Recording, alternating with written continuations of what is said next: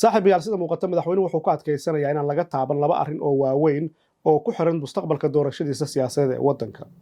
Waxaa isla labadaasi arrin sidoo kale asna caqabad ay ku tahay inuu qabto doorasho dalka ka sameeyo ra'iisul wasaare Maxamed Xuseen Roble. Labadaasi arrin ee iska soo horjeeda maxay yihiin barnaamijkan ku eegi doonaa ee u diyaar garooba.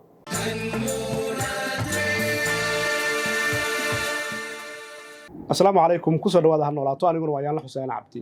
Habeennimadii xalay ahayd xilli dadku ay hurdeen madaxweynuhu wuxuu soo saaray wareegto uu ku magacaabay 3 nin oo mas'uuliyiin ah oo aan markii horeba isaga ka fogeyn oo ku jiray xayndaabka madaxtooyada.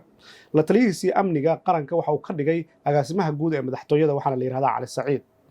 Hogaankii hore ee hay'adda nabad sugidda ee ah ninka ubuucda u ah muranka siyaasadeed ee waddanka ka jira Fahad Yaasiin waxa uu ka dhigay la taliyihiisa amniga qaranka. Waxa isna uu dalacsiiyay hogaankii hore ee hay'adda nabad sugidda u qaabilsanaa gobolka Banaadir nin la yiraahdo Yaasiin Faray oo isna laga dhigay hogaanka hay'adda nabad sugidda qaranka. Haddaba saddexdaas qof markii horeba kama fogeyn xayndaabka madaxtooyada kamana baxsanayn marka la eego hawsha hay'adda nabad sugidda qaranka. Haddaba maxay tahay labada arrin ee uusan marnaba ogolaanaynin madaxweynuhu inuu ka tanaasulo kuwaas oo u arko inay saldhig u yihiin in dib loo doorto. Labadaas arrin laftooda ayaa caqabad ku ah in ra'iisul wasaare Roble uu qabto doorasho isna ma ogolaan doono inuu ka tanaasulo in labadaasi arrin ay sii jiraan si uu doorasho u qabto. Labada arrin waxay yihiin madaxweynuhu ma ogolaan doono in Fahad Yaasiin agtiisa laga fogeeyo. Waxa kale uusan ogolaan doonin in hay'adda nabad sugidda cid kale ay gacanta u gasho oo ka baxsan xayndaabka madaxtooyada. Isla labadaasi arrin waxay caqabad ku yihiin ra'iisul wasaare Roble oo u arka Fahad Yaasiin inuu ubuucu yahay mashaakilka siyaasadeed ee waddanka. Tan labaadna in hay'adda nabad sugiddu aanay ahayn hay'ad nabad sugid ee ay tahay xarun xisbi oo muddooyinkii dambe tan iyo intii uu Fahad joogay looga ololeynayay arrimaha siyaasadda waddanka gaar ahaanna sidii dib loogu dooran lahaa madaxweyne Farmaajo.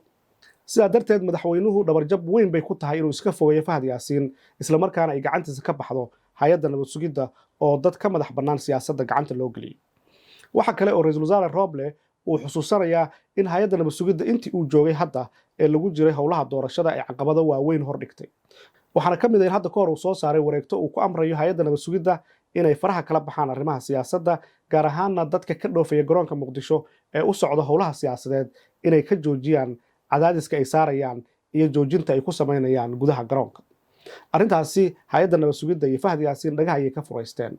Muddo kadib ra'iisul wasaaruhu waa dul qaadan waayay waxaanu xilka ka qaadan la yiraahdo Kulane oo hay'adda nabad sugidda ka tirsanaa kaasi oo caqabadaha jiray ka mid ahaa.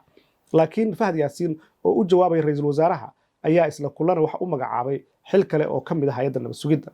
Waana sababta uu ra'iisul wasaaruhu ugu arko in hay'adda nabad sugiddu ay tahay xisbi ka shaqeeya ololaha siyaasadeed iyo doorasho ee madaxweyne Farmaajo.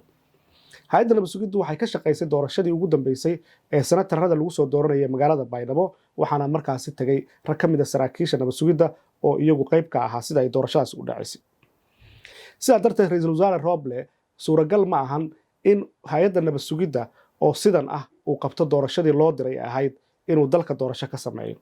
Iyana suuragal ma ahan in madaxweyne Farmaajo uu ka tanaasulo hay'adda nabad sugidda iyo Fahad Yaasiin labadaba ay ka fogaadaan oo halkaasi uu u arko inay dhabarjab weyn ku tahay wixii uu guntayay 4 sano ee waddanka joogay ee hay'adda nabad sugidda uu dhisayay. Hay'adda nabad sugidduna waa halka laga maamulo dhaqaalaha lagu bixiyo ololaha doorashada, waa halka laga maamulo sida la sheego dadka baraha bulshada iyo warbaahinta ka shaqeeya ee lacagaha la siiyo iyo dadka hoteelada jiifa ee sida muuqata maxaa la yiraahdaa taageersan madaxweyne Farmaajo.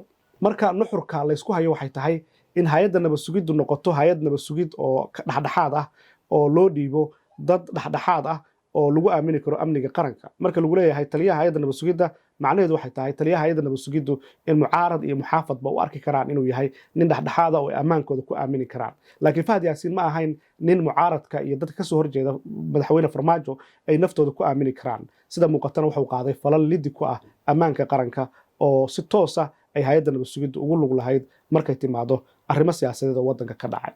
Haddaba su'aasha aan rabo inaan kaaga tago waxay tahay sidee madaxweyne Farmaajo looga dhaadhicin karaa in hay'adda nabad sugiddu aysan ahayn xarun xisbi ee looga shaqeeyo ololihiisa doorashada sidaa darteedna uga tanaasuli karaa wixii howl iyo hanti uu geliyey marka la eego in dib loo doorto oo shaqaalaha hay'adda nabad sugidda badankoodu ay yihiin dad madaxweynaha ku xiran oo ka shaqeynaya sidii lagu dooran lahaa.